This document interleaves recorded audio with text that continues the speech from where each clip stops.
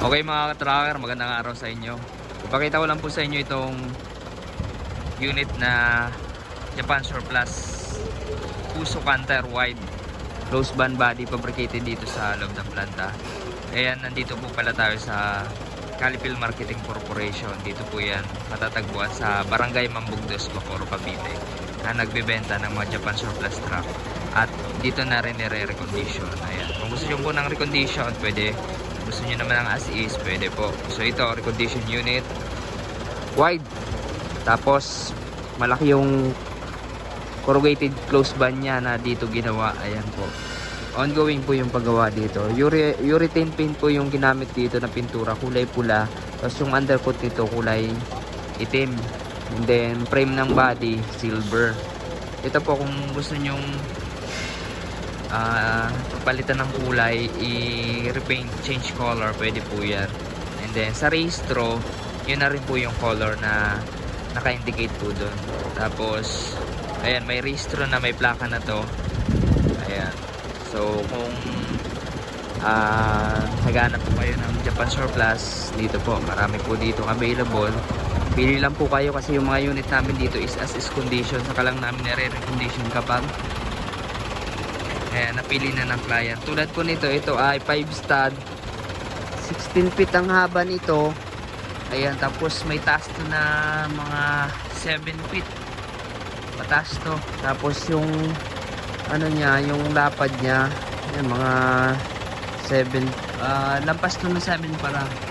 Tapos may, ang lapad niya mga 6 feet.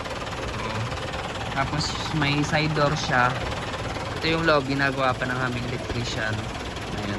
Pwede rin yung palagyan ng air condition yung cab. Ayan, naka-molly harap likod, tapos disc brake yung harap nito. Ang makina nito ay 4D35. Silipin natin.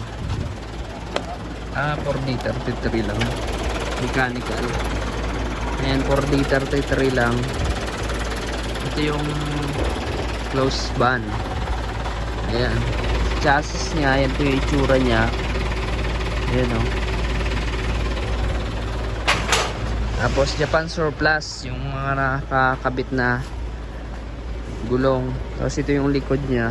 Ayan po yung itsura. Hindi pa ito malinis, lilinisin po. Ayan, hindi pa tapos yung mga gumagawa dito.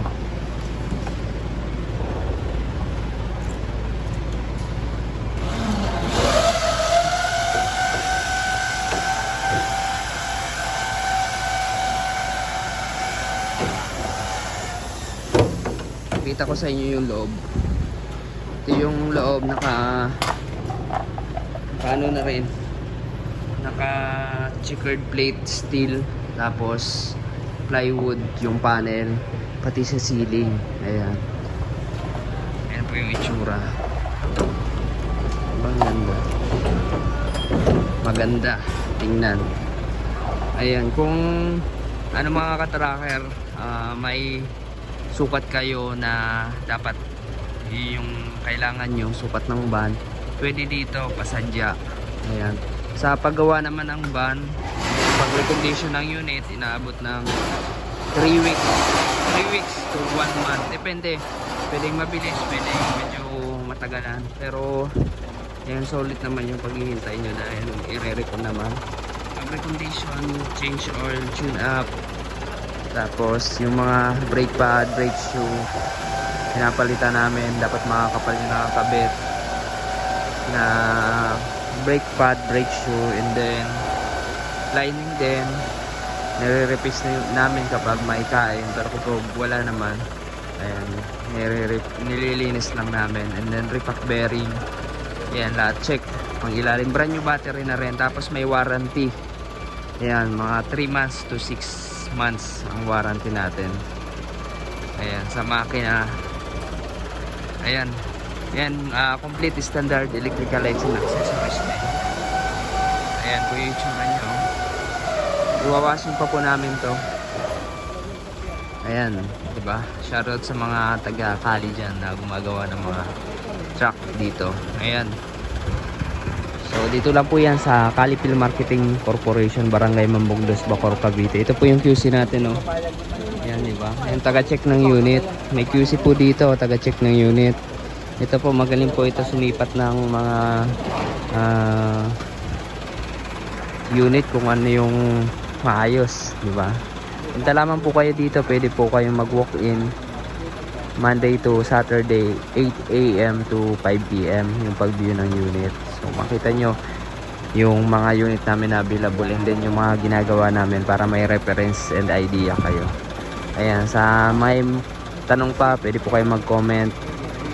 Pakipollow rin yung ating FB page, Tracker Moto PH, sa ating Facebook page. Pakipollow.